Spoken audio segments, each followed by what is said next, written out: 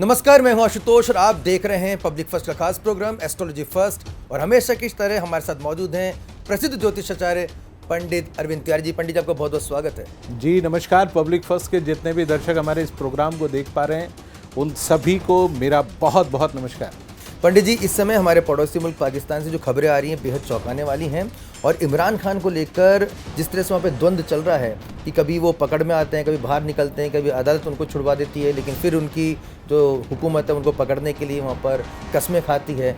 ये जो चूहा बिल्ली का खेल चल रहा है, इसकी परिणति क्या होने वाली है, अंजाम क्या होने वाला है? देखिए, इसका अंजाम एक ही होने वाला है कि अंतोतगत्वा इमरान या तो फांसी चढ़ेंगे, यानी उनकी या तो मृत्यु होगी, या वो अपनी पूर्व पत्नी जमेमा गोल्ड स्मिथ के साथ रहने ब्रिटेन जाएंगे।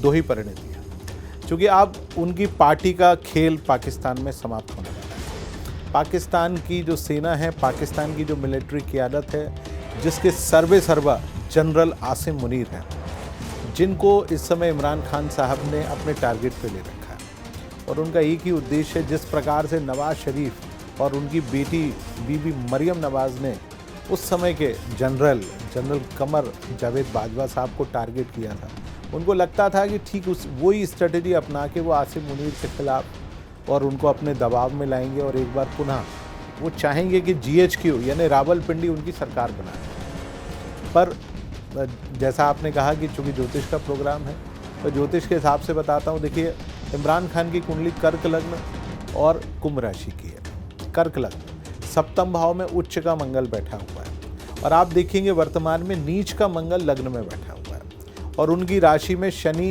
अष्टम भाव में बैठा हुआ है, जिससे पूर्णतया षडाष्टक योग बन रहा है। और ये योग चलेगा 30 जून तक। आप देखेंगे 30 जून तक पाकिस्तान तहरीक इंसाफ की आधे से ज़्यादा क़यादत जो है, यानी जो बड़े नेता हैं 50 से 90 बड़े लीडर, वो या तो पार्टी छोड़ चुके होंगे या देश से बाहर चले जाएंगे।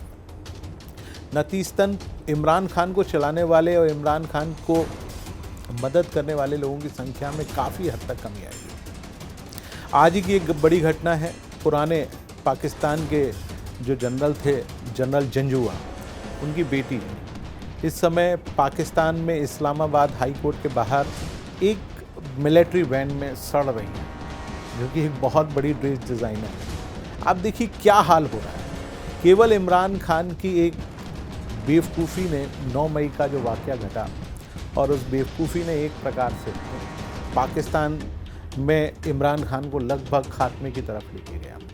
और आज उसके तहत वो पार्टी जिसको वहाँ का कोई भी आदमी नहीं चाहता कि वो दोबारा सरकार में आए, और आप देखेंगे आने वाले दिनों में शहबाज शरीफ साहब के भाई जो हैं नवाज़ शरीफ साहब, वो न केवल पाकिस्तान लौटेंगे, और वो या तो स्वयं या अपनी बेटी मरियम नवाज़ को वो पाकिस्तान का नया प्रधानमंत्री बनाएंगे। पंडित जी, लेकिन इस दौरान आवाम का क्या होगा, पाकिस्तानी आवाम का क्या होगा? क्योंकि भुखमरी और वहाँ पे जो हालात हैं वो बहुत बद से बदतर हैं, तस्वीरें जो वहाँ से आ रही हैं।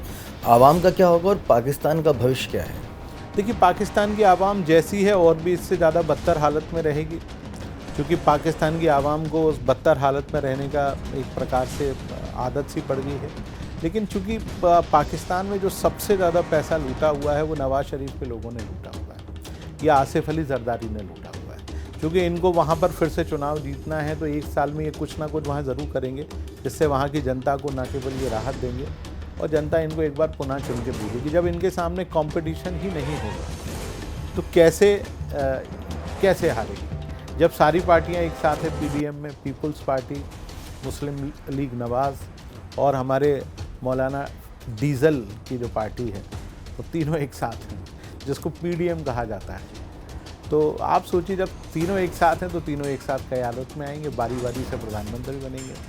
चूँकि वो विदेश मंत्री बनना चाहते हैं, विदेश नीति, जैसे उनकी माँ विदेश नीति को समझा करती थी, जिसके कारण वो दुनिया की बेहतरीन लीडर बनी, बेनजीर भुट्टो साहिबा, तो वो भी उनकी माँ के नक्शे कदम पे चल रहे हैं। अभी आज से 2 दिन पहले उन्होंने जो तथाकथित, हम तो उसको तथाकथित कश्मीरी कहेंगे, वहाँ की विधानसभा में उन्होंने जो भाषण दिया और जिस इंग्लिश टर्मिनोलॉजी का इस्तेमाल किया, वहाँ पे जितने लोग बैठे थे उनको समझ में भी नहीं आया।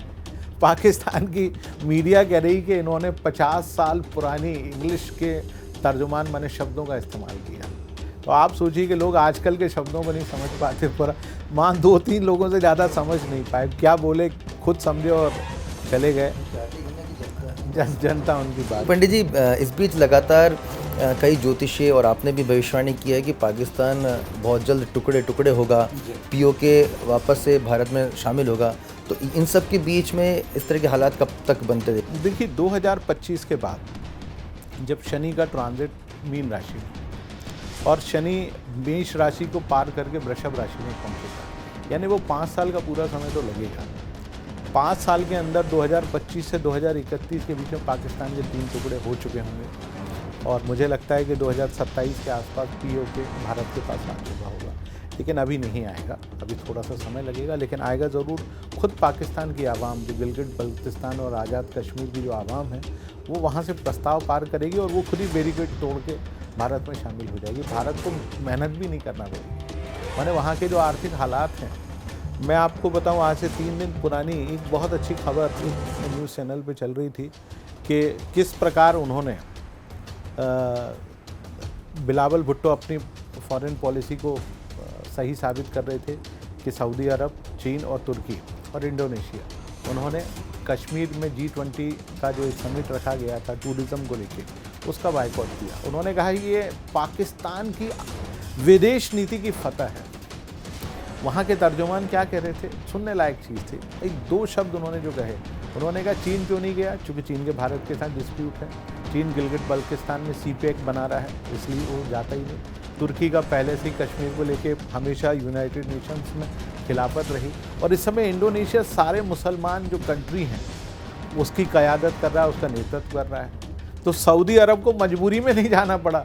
उन्होंने कहा हमारे साथ अरब कंट्री तो बैठ जाएंगे, लेकिन नॉन अरब जो मुस्लिम वो हमारे साथ नहीं बैठेंगे, वो सब इंडोनेशिया की गोद में जाके बैठ जाएंगे। इसलिए इन चारों लोगों ने बहिष्कार किया। ये विदेश नीति बिलावल भुट्टो जरदारी की नहीं है, ये अलग अलग देशों की। उन्होंने केवल कश्मीर का बहिष्कार किया, बाकी G20 का बहिष्कार नहीं किया। तो आप सोचिए कि बिलावल भुट्टो जरदारी को वहाँ के पूर्व जो गृह मंत्री थे, उनको बिल्लो रानी कहा करते हैं, आज भी उनको इसी शब्दों से पुकारते हैं।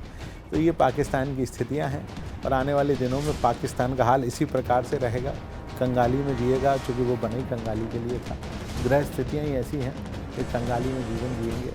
और आप देखिए कि जब आप चौथे भाव में 5-5 ग्रह बैठ जाएँ तो कभी भी जातक सुखी नहीं है। सारे विरोधी ग्रह वहीं बैठे हुए हैं, सारे विरोधी ग्रह वहीं बैठे हैं। और जो पाकिस्तान जिसने हमें काफ़ी जो है नश्तर चुभोए, हमारे देश में काफ़ी बॉम्ब ब्लास्ट किए, हिंदू मुस्लिम में लड़ाई, कितनी निर्दोषों की जान गई, आज वो अपने कर्मों का जो फल है वो भुगत रहा है। और निश्चित तौर पर जो तस्वीर आ रही है वो पाकिस्तान के लिए चौंकाने वाली। यहाँ पे पंडित जी ने एक बड़ी भविष्यवाणी कर दी है कि इमरान खान के लिए आने वाला समय बेहद ही खतरनाक हो सकता है।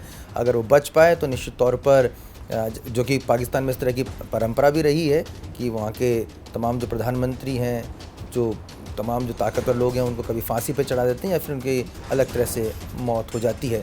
कुछ ऐसा ही हाल इस समय जो इमरान खान के ऊपर भी हो सकता है। अगर वो बच गए तो वो देश छोड़कर भाग जाएंगे। ये बड़ी भविष्यवाणी पंडित जी आपने यहाँ पे की है। आपको हमारे प्रोग्राम कैसा लगा और आप पंडित जी से और कुछ क्या जानना चाहते हैं, हमें कमेंट करके ज़रूर बताइएगा। पंडित जी का मोबाइल नंबर भी हम लगातार फ्लैश कर रहे हैं, आप उस पर कॉल भी कर सकते हैं। देखते रहिए पब्लिक फर्स्ट, सर्वदा भारतीय। ये है इंडिया फर्स्ट कम्युनिकेशन और आप देख रहे हैं पब्लिक फर्स्ट, सर्वदा भारतीय।